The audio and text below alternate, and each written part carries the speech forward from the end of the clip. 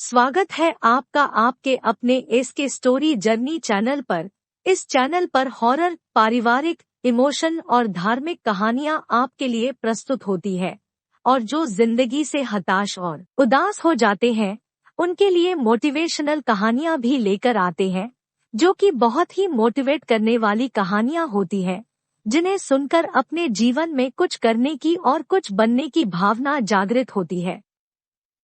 इन कहानियों को प्रस्तुत करने का मकसद सिर्फ आपका मनोरंजन है। आपके लिए अच्छी अच्छी कहानियां प्रस्तुत होती रहे, इसके लिए चैनल को लाइक करें, शेयर करें और सब्सक्राइब करें। तो स्टार्ट करते हैं। आज की कहानी बहुत ही रोचक है। कहानी का शीर्षक है स्कूल में भूत।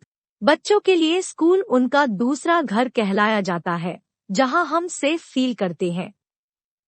पर तब क्या होगा अगर हम वहां भी सेफ ना हो? ऐसा ही कुछ हुआ था 15 साल की निशा के साथ। निशा ने एक डांस कंपटीशन में पार्टिसिपेट किया था और अपनी परफॉर्मेंस की प्रैक्टिस के लिए वह स्कूल खत्म होने के बाद अपने दो दोस्तों रमन और पॉल के साथ रुकी थी।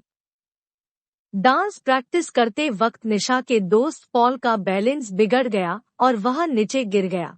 उसका पैर ट्विस्ट हो गया था और वह बुरी तरह दर्द से चिल्ला रहा था। स्कूल के सब टीचर्स जा चुके थे और हेल्प के लिए उन बच्चों के पास कोई भी नहीं था। तभी निशा भागकर मेडिकल रूम में गई, लेकिन वहां भी तब तक ताला लग चुका था। उसी वक्त निशा को लगा कि जैसे कोई उसके पीछे से ऊपर गया है। उसे एक परछाई ऊपर जाते दिखी। निशा को लगा कि शायद स्कूल स्टाफ में से कोई तो अभी भी स्कूल में है और इसीलिए निशा उसे रोकने के लिए उसके पीछे भागी। निशा स्कूल के 3rd फ्लोर पर आ चुकी थी। उस फ्लोर पर स्कूल स्टाफ के अलावा किसी का भी जाना मना था। निशा पहले तो वहां सीढ़ियों के पास ही खड़ी होकर आवाज लगाने लगी, पर उसे कोई जवाब नहीं मिला, इसलिए वो थोड़ी आगे गई। उसने देखा कि उस फ्लोर पर सिर्फ एक ही रूम था और उस पर भी ताला लगा हुआ था।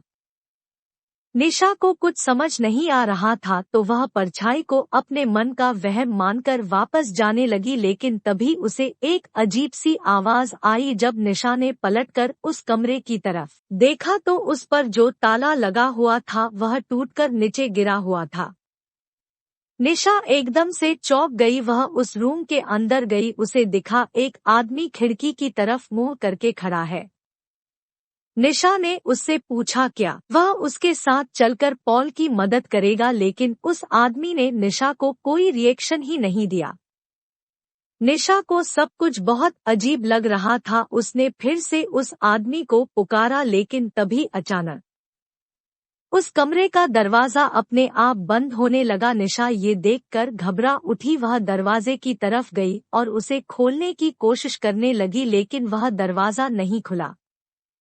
तभी निशा को उस आदमी की हंसने की आवाज आने लगी। वह बहुत डरावने तरीके से हंस रहा था और धीरे धीरे उसकी हंसी तेज होती जा रही थी। निशा में पलटकर देखने की हिम्मत ही नहीं हो रही थी और वह डर के मारे जोरों से दरवाजा पीटने लगी। तभी निशा को अपनी गर्दन पर हल्की सी हवा का एहसास हुआ। उसने पलटकर देखा तो उसका दिल दहल उठा। वह आदमी जो कुछ देर पहले खिड़की की ओर देख रहा था वह अब ठीक उसके सामने खड़ा था। उसके चेहरे पर एक हल्की सी हंसी थी जो निशा को बहुत डरावनी लग रही थी। वह निशा को ऐसे घूर रहा था जैसे वह आज उसे जिंदा नहीं छोड़ेगा। उसने निशा को पकड़ लिया और उसे अपने पास खींचने लगा। निशा का रोना छूट गया और वह डर के मारे बहुत जोरों से चिल्लाई। उस आदमी ने निशा के मुंह पर हाथ रखा और निशा के साथ बदसलूकी करने लगा। उधर निशा को ढूंढते हुए रमन स्कूल के गार्ड को लेकर 3rd फ्लोर पर पहुंचा, जहां उन्हें निशा की चीख सुनाई दी। वे जल्दी से उस कमरे में गए और उन्होंने देखा निशा जमीन पर बैठी रो रही है और उसके आसपास कोई नहीं है। उसकी शर्ट ऊपर से थोड़ी फटी हुई थी और उसके चेहरे पर चोट के निशान थे। उसने सबको अपने साथ हुआ सारा किस्सा बताया। निशा के साथ हुए इस हादसे को सुनकर स्कूल गार्ड का चेहरा बिल्कुल पीला पड़ गया। गार्ड ने निशा और उसके दोस्तों को बताया कि कुछ साल पहले स्कूल में एक सफाई कर्मचारी काम करता था। वह थोड़ा पागल सा था और वह लड़कियों को बहुत ही गंदी नजरों से देखकर हंसता रहता था। एक बार उसने एक लड़की के साथ बदसलूकी भी की थी। उस लड़की ने जब उसकी शिकायत की तो स्कूल की प्रिंसिपल ने उसे हमेशा के लिए उसे स्कूल से निकाल दिया। उसके एक हफ्ते के अंदर उस पागल आदमी ने 3rd फ्लोर वाले स्टोरेज रूम में जाकर खुद को मार डाला। उसकी मौत का काफी दिनों तक किसी को पता ही नहीं चला था। उस आदमी की बॉडी बहुत ही डरावनी हालत में पाई गई थी और तब से उसकी आत्मा उसी कमरे में भटक रही है। इसीलिए स्कूल के 3rd फ्लोर पर किसी का भी जाना बंद है।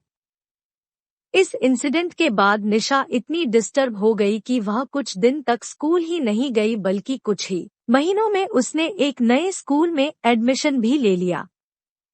लेकिन वह कभी भी उस आदमी की भयानक हंसी नहीं भूल पाएगी।